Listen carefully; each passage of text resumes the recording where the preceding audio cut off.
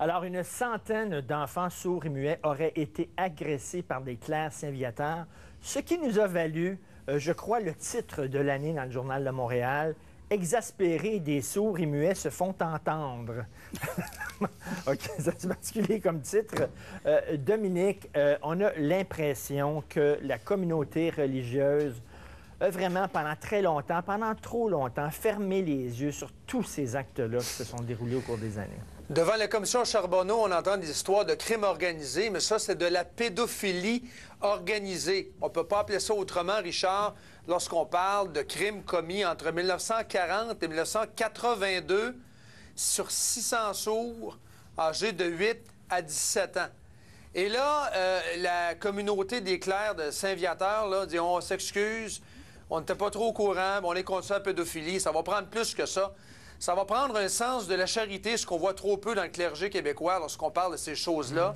Le sens de la responsabilité, un appel à la réconciliation et à la réparation. Il faut réparer ces crimes-là. Le quotidien La Croix, qui est un quotidien catholique français, parle du plus important crime contre les sourds dans le monde.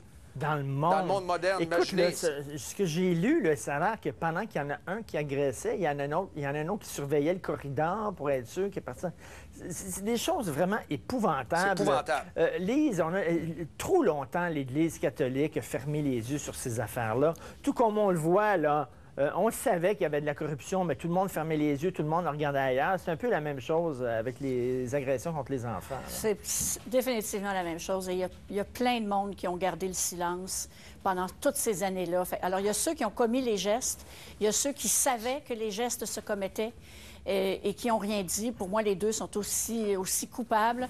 Et aujourd'hui même, les communautés religieuses, même les clercs de Saint-Viateur, minimisent jusqu'à un certain point ce qui s'est passé. Ils ont émis un petit communiqué de presse très laconique de quelques lignes dans lequel ils disent « ben, ça fait longtemps, tout ça, oui, mais on fera pas de commentaires, merci, bonjour. » Mais là, voyons...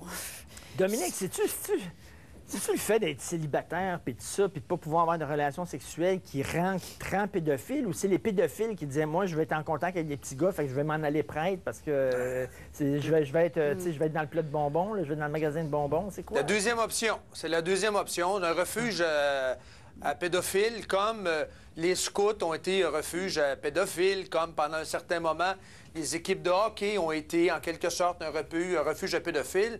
Mais à plus grand déploiement dans le cas du clergé. Et ce qui est triste, c'est qu'il y a beaucoup de victimes qui sont mortes. Il y a beaucoup de victimes qui n'auront pas de dédommagement, mais dont leur vie est scrappée, comme les enfants de Duplessis. Comment tu leur donnerais un chèque de 15-20 000 ouais. La vie est scrappée. La personne a 70-72 ans.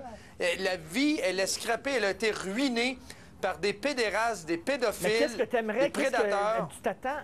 Qu'est-ce que tu aimerais que fasse l'Église catholique?